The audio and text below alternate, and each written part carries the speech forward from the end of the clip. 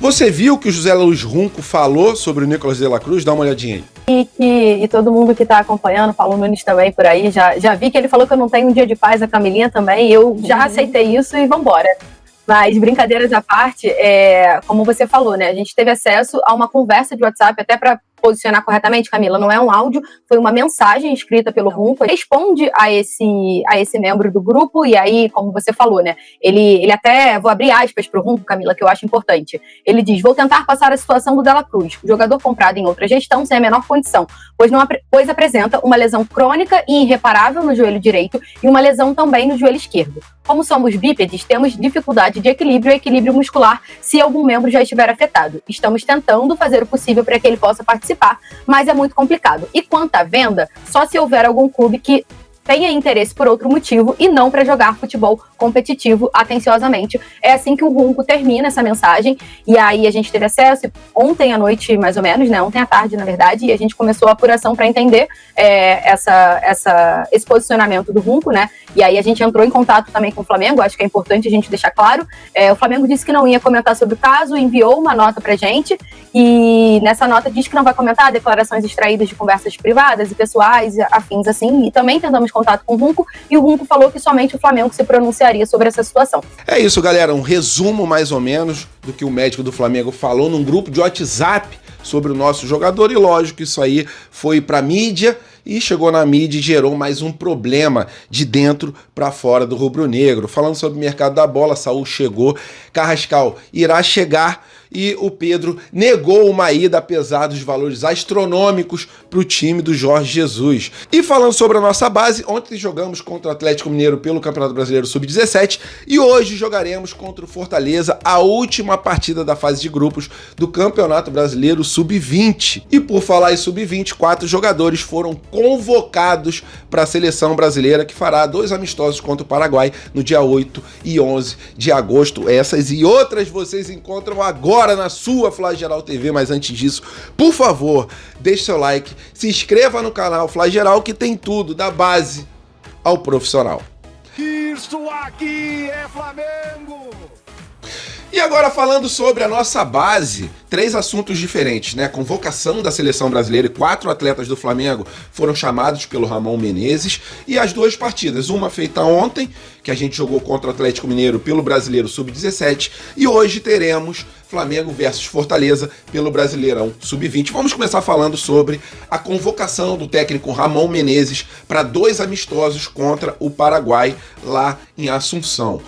Os atletas do Flamengo convocados foram o goleiro Lucas Furtado, o zagueiro João Vitor e também o Iago, né? Os 2 merecem muito. O Iago a gente sempre rasga de elogios aqui, porque é um zagueiro completo, né? Além de ser um excelente defensor, também é o cara das bolas paradas. E no ataque, o Lohan. Então, 4 jogadores convocados, né? O goleiro Lucas Furtado também é um goleiro que se destaca muito nas partidas rubro-negras. E dia 8 e dia 11 teremos esses jogos aí de preparação para essa Copa do Mundo Sub-20. Lembrando também que dia 23 de agosto teremos o jogo mais importante, né, praticamente da história do Sub-20 rubro-negro, que é a final do Mundial contra o Barcelona. Sei que jogamos ano passado contra o Olympiacos, mas uma partida contra o Barcelona já é um outro patamar ali de jogo, né? E em relação aos jogos do Flamengo, ontem o Flamengo jogou com o Atlético Mineiro, empatamos por 2-2, tomamos o primeiro gol, a partida foi jogada na Gávea, depois conseguimos virar o jogo com o gol do Vitor Hugo e também do Rafinha,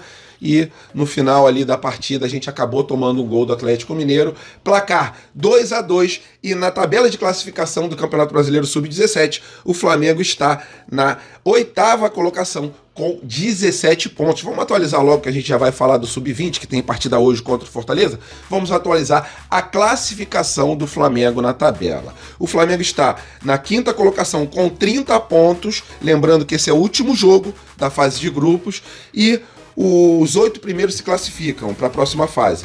Só que o 9º colocado é o Fluminense, que tem 26 pontos. Então, o Flamengo já está matematicamente classificado. Mas por que a partida é decisiva para o Flamengo? Porque quanto mais o Flamengo subir na tabela, o Flamengo consegue decidir mais jogos na próxima fase. Então, se o Flamengo vencer o jogo, vai para 33 pontos e ficaria na 3ª colocação, dependendo dos resultados do Atlético Paranaense e também do jogo do Cruzeiro. O Flamengo entra em campo hoje às 3 horas da tarde. graças a Deus, com transmissão, porque o jogo será lá na casa do Fortaleza, pela Fortaleza TV. Então anotem aí, 3 horas da tarde, com transmissão gratuita no YouTube pela Fortaleza TV, ok? É isso, boa sorte aos nossos jogadores, Lohan. Provavelmente o Matheus Gonçalves também joga essa partida. Temos o Lucas Furtado, o Iago zagueiro, o Daniel Salles lateral e por aí vai, galera. Temos excelentes jogadores no Sub-20. Pedro Leão, que é o artilheiro dos artilheiros. Gustavo, lateral, que fez aquele golaço contra o Bayer Leverkusen. Se eu ficar falando aqui jogadores de destaque do Flamengo, eu vou ficar até amanhã. Então é isso. Bom jogo a essa molecada, que a gente consiga sair com os 3 pontos e se classificar na parte mais alta possível nessa tabela do Sub-20, porque a próxima fase já começa pelas quartas de final. Bom jogo a nossa molecada.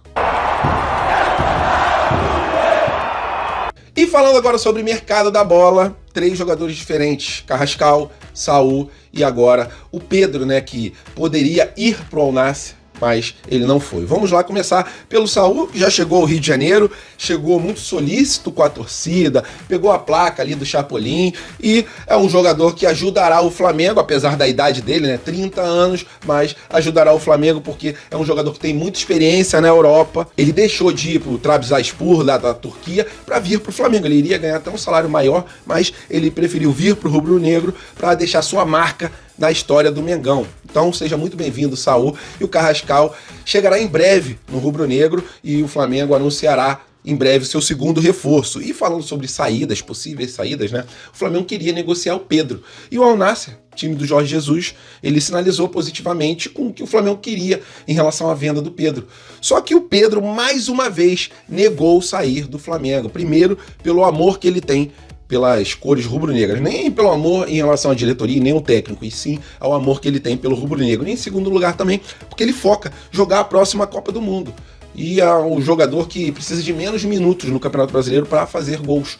Felipe Luiz colocou ele no último jogo e ele cavou a própria vaga. Porque no próximo jogo do Flamengo, provavelmente, se ele não for titular, ele entrará no começo do segundo tempo. É o Pedro, que receberia rios e rios de dinheiro para jogar no futebol lá da Arábia Saudita, mas negou, ele vai continuar no Flamengo. É um jogador que veste o vermelho e preto e ama o vermelho e preto, e eu gostei muito de mais uma atitude do jogador relacionada a ficar no time do Flamengo, né?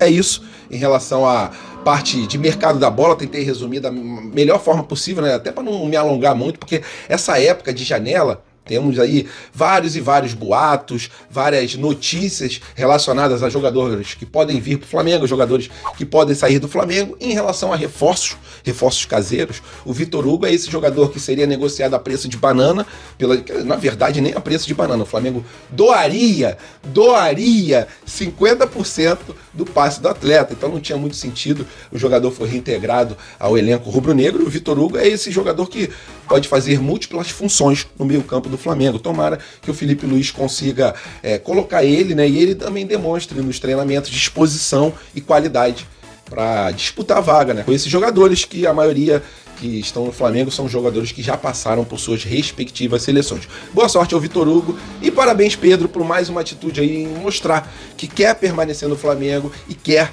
dar a volta por cima, apesar das situações que você passou há um tempo atrás. É isso sobre o mercado da bola. Se tiverem alguma opinião, por favor, coloca ela aqui embaixo do vídeo.